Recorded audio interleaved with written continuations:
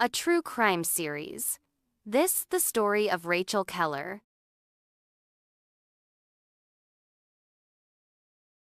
At 2:17 a.m., emergency dispatch received a 911 call that lasted only 9 seconds.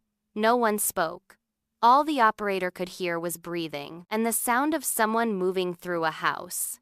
Then, the line went dead. The call came from a quiet suburban street where nothing violent had happened in years. No active disputes. No domestic calls. No known threats. Police were dispatched anyway. By the time they arrived, the house was dark. The front door was unlocked. Inside, everything looked normal at first. The home belonged to Rachel and Thomas Keller, a married couple in their early 30s, and their 6-year-old daughter, Lily. Rachel worked as a dental assistant. Thomas managed a small logistics warehouse. They were known as private but polite.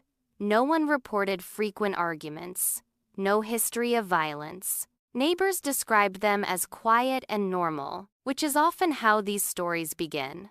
What police found: the first responding officer noticed the smell before anything else. Cleaning chemicals. Strong. Overwhelming. The living room furniture had been wiped down. No clutter. No broken items. No obvious signs of struggle. But in the hallway, faint footprints, bare feet were visible where the floor hadn't been fully cleaned.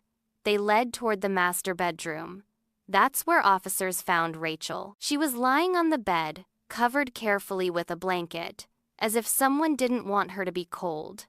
She had been strangled. There were no defensive wounds, no signs of forced entry, and no sign of Thomas or Lily. An Amber Alert was issued within the hour. Lily Keller, 6 years old, brown hair, blue pajamas, last seen at home. Police believed whoever killed Rachel had taken the child. And the 911 call? They believed it came from Lily. Thomas Keller turned up 6 hours later at a gas station nearly 40 miles away. He walked inside barefoot, wearing blood-stained jeans, and asked the cashier to call the police. Thomas claimed he had no memory of the night. He said he woke up in his car with no idea how he got there. He asked only one question: "Where's my daughter?" Cracks in the timeline. Detectives quickly noticed problems. Thomas's phone showed activity after the 911 call messages deleted, location services disabled, then re-enabled miles away. Security footage from a neighbor's doorbell camera showed Thomas leaving the house at 2:24 a.m. carrying something wrapped in a blanket. The blanket matched one missing from Lily's bed, but Lily was never seen in the footage. The search. For 3 days, police searched fields, wooded areas, and abandoned buildings. Volunteers joined in. The town held vigils, and Thomas gave emotional interviews, pleading for Lily's return. But investigators were quietly building a case. The financial motive: Rachel had recently taken out a large life insurance policy, one Thomas hadn't known about until weeks earlier. Text messages revealed growing tension. Rachel had told a friend she planned to leave, and she had scheduled a meeting with a lawyer the morning after she was killed.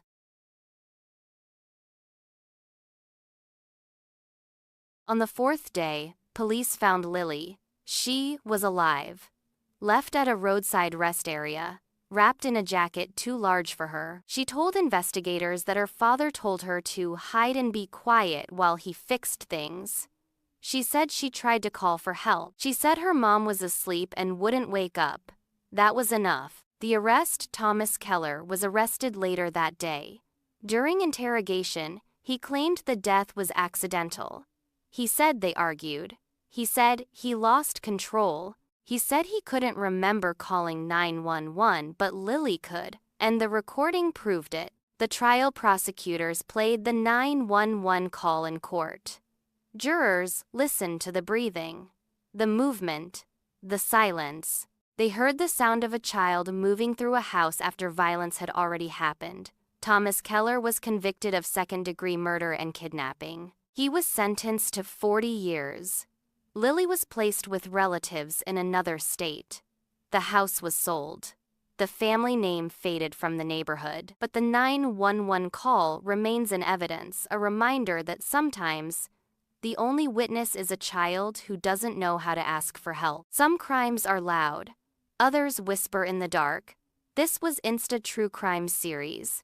If these stories matter to you, like and subscribe for more true crime.